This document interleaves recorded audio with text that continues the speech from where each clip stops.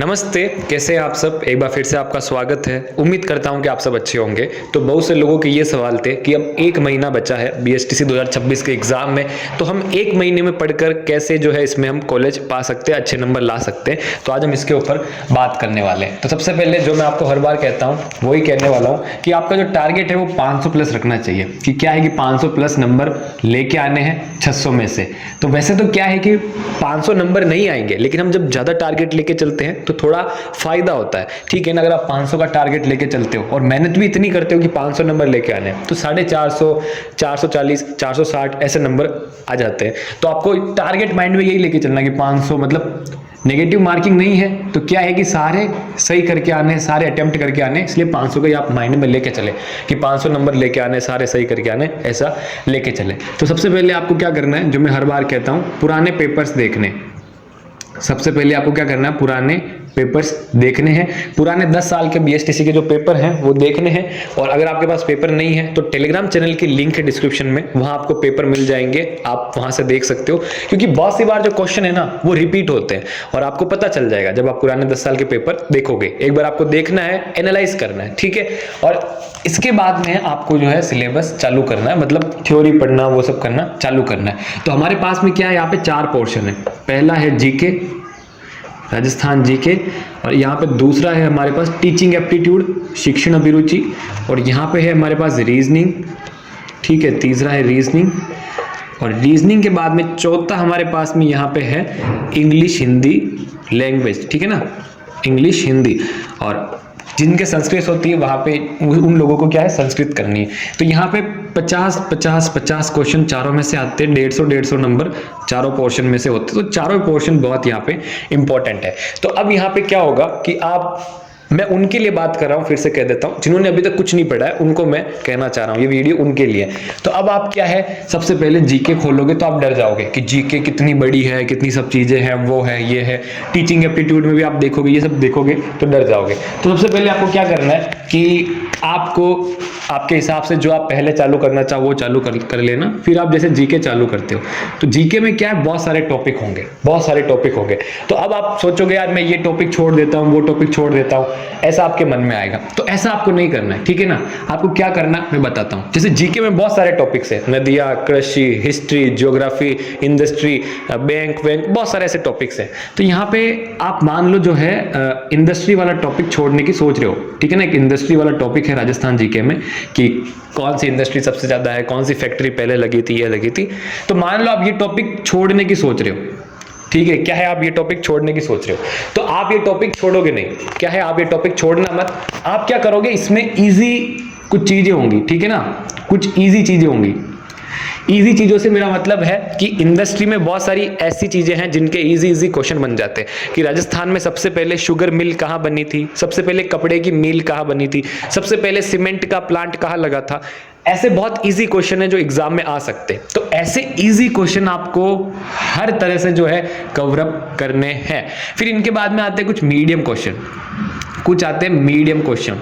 क्या है, जिनका लेवल क्या होता है, मीडियम होता है। ना वो इजी होते हैं ना वो हार्ड होते हैं, उनका लेवल क्या होता है, मीडियम होता है।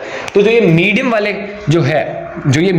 वाले जो क्वेश्चन है, लगता है कि आपको यहां से ये मीडियम क्वेश्चन बन सकते हैं, तो ये मीडियम वाले क्वेश्चन भी आपको कवर अप करने हैं। तो इजी और मीडियम दोनों आपको कवर अप करने हैं। फिर बचेगा हार्ड। तो हार्ड क्या है कि आप कवर कर भी सकते हो, नहीं भी कर सकते हो, आपके ऊपर है, अगर आपके पास समय कम है तो। लेकिन फिर भी हार्ड पे एक बार नजर तो घुमा ही लेना, क्योंकि क्या है, हमको 600 के 600 क्वेश्चन, मतलब 200 के 200 क्वेश्चन एग्जाम में अटेम्प्ट करने, नेगेटिव मार्किंग नहीं है। तो अगर हम तुक्का भी लगाएंगे तो कहीं ना कहीं से हमारा तुक्का जो है सही हो सकता है, अगर हार्ड क्वेश्चन आ जाता है। क्योंकि यहाँ पे ईजी जो क्वेश्चन होगा वो सब सही करेंगे, इसलिए आपको भी वो सही करने पड़ेंगे। मीडियम जो है वो आधे सही करते हैं, आधे सही नहीं करते, तो आपको भी ऐसा ही मीडियम भी कवर करना पड़ेगा। हार्ड जो है वो सबके लिए हार्ड होता है, ठीक है। तो इसीलिए क्या है, वहां पे अगर आप तुक्का भी लगाओगे तो थोड़ा सा आप हार्ड वाले को भी देख लेना, ठीक है। तो यहाँ पे मेरा राजस्थान जीके में कहने का मतलब ये है कि आप सिलेबस को कंप्लीट करो, फटाफट से पढ़ो और हर टॉपिक में से जो इजी चीज हो, ठीक है ना, जैसे हल्दी घाटी का युद्ध कब हुआ, ये इजी चीज थी। अब हल्दी घाटी के युद्ध में महाराणा प्रताप जी के सेनापति कौन थे, ये थोड़ी सी मीडियम चीज है, तो इसको कवर अप कर लिया, ठीक है। और फिर हो सकता है हल्दी घाटी में से थोड़ा और हार्ड आपको लगे कि बहुत हार्ड है, बहुत हार्ड है, तो इसको आप नजर घुमा लो। क्या है, इसको आप नजर घुमा लो, ठीक ना, कि हल्दी घाटी के बाद में दूसरा जब युद्ध हुआ था मेवाड़ और मुगलों के बीच में, वो कब हुआ था, ये बहुत हार्ड क्वेश्चन है। तो ऐसी वाली चीजों पे आप एक बार नजर घुमा लो कि अगर एग्जाम में क्वेश्चन भी आ गया तो तुक्का लगा लोगे। बाकी इजी और मीडियम चीज को कवर करनी होगी। तो आपको क्या करना है, जीके में हर एक टॉपिक को कवर करना है, इजी मीडियम चीज को कवर करना है, फटाफट से पढ़ लेना है। और उसके बाद में जीके में जितने हो सके उतने आपको क्या करना है, क्वेश्चंस देखने हैं। जितने हो सके उतने आपको क्वेश्चंस देखने हैं, क्वेश्चन सॉल्व करने हैं, जिससे क्या होगा, आपका और कवर होता जाएगा। आपने क्वेश्चन देखा कि चित्तौड़गढ़ दुर्ग किसने बनवाया था, ये आपने क्वेश्चन देखा, बहुत सारे नाम होंगे, तो आप उसके हिसाब से और क्वेश्चन भी देख सकते हो कि कुंभलगढ़ दुर्ग किसने बनवाया था, जोधपुर का मेहरानगढ़ दुर्ग किसने बनवाया था, जयपुर का दुर्ग किसने बनवाया था। ऐसे आप ये चीजें भी कर सकते हो। तो आपको बाद में क्या है, जितने हो सके उतने क्वेश्चंस देखने हैं और अपने हिसाब से जो है फास्ट रिवीजन करना है, ठीक है। और आपको ऐसे सब पे ध्यान देना है, ठीक है। तो फिर आपको क्या है, टीचिंग एप्टीट्यूड। अब टीचिंग एप्टीट्यूड में क्या है कि आप 3-4 दिन में लगातार अच्छे से अगर पढ़ो तो आप कंप्लीट कर सकते हो।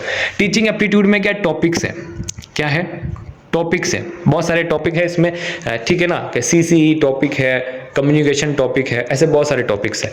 तो उन टॉपिक्स को आपको सबसे पहले क्या कर लेना, अच्छे से समझ के कंप्लीट कर लेना है। क्या करना, अच्छे से समझ के कंप्लीट कर लेना है।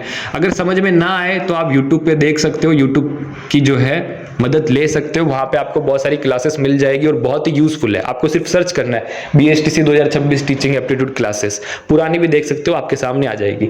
तो जब आप उन टॉपिक को अच्छे से समझ के पढ़ के क्लियर करोगे ना, तो आपका माइंड में पूरा कॉन्सेप्ट आ जाएगा। क्योंकि जो टीचिंग एप्टीट्यूड है उसके भी 50 क्वेश्चन होंगे, 150 नंबर का आएगा, ठीक है ना, जीके के बराबर।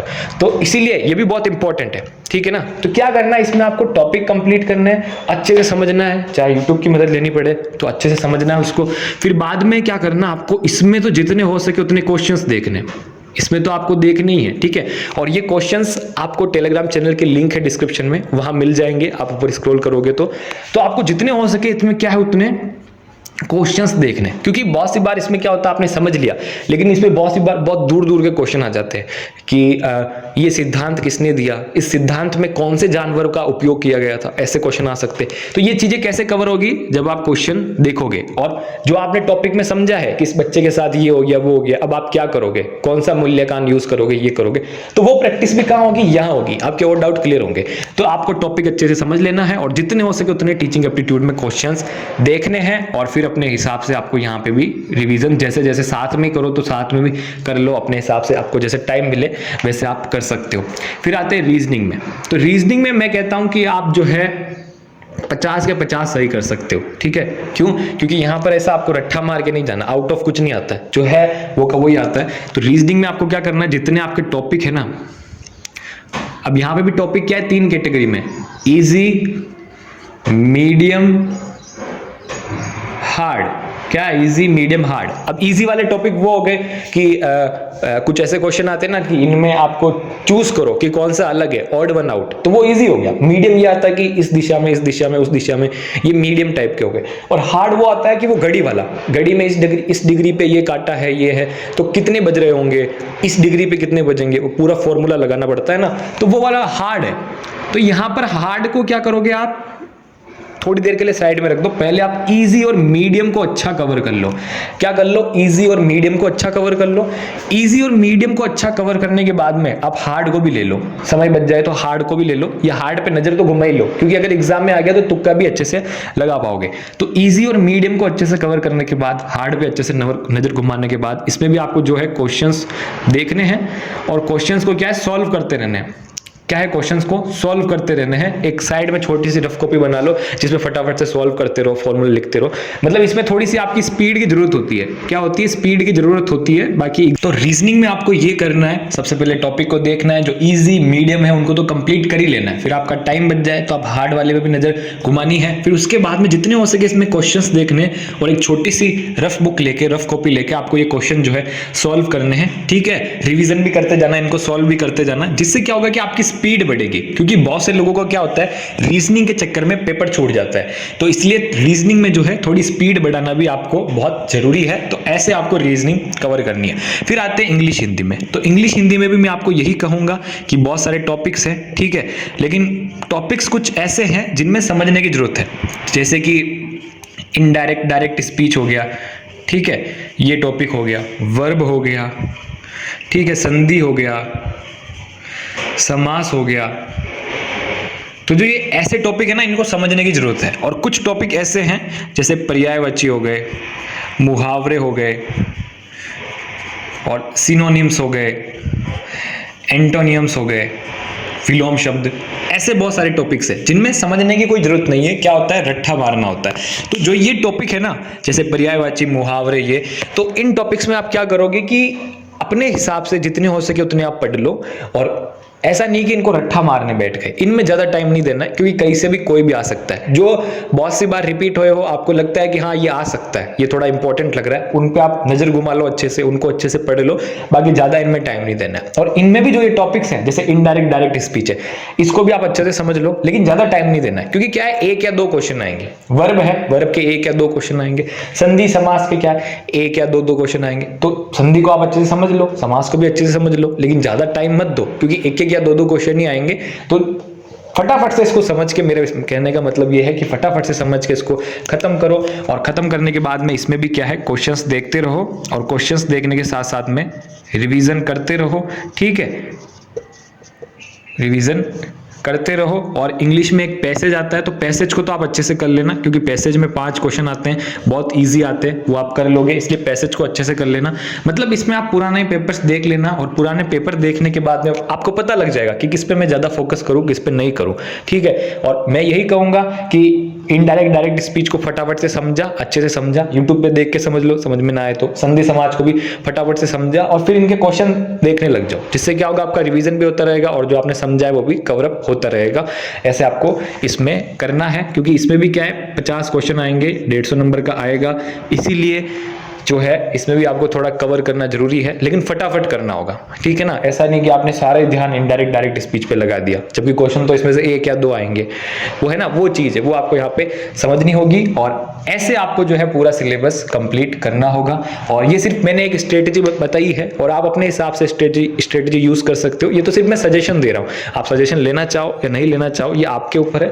और थोड़ा सा आपको भी मेहनत करनी होगी, अभी आपको ज्यादा टाइम देना होगा, सब कुछ अच्छे से करना होगा, ठीक है। थोड़ा आपको मतलब हार्ड रहना होगा, थोड़ा आपको पढ़ना होगा।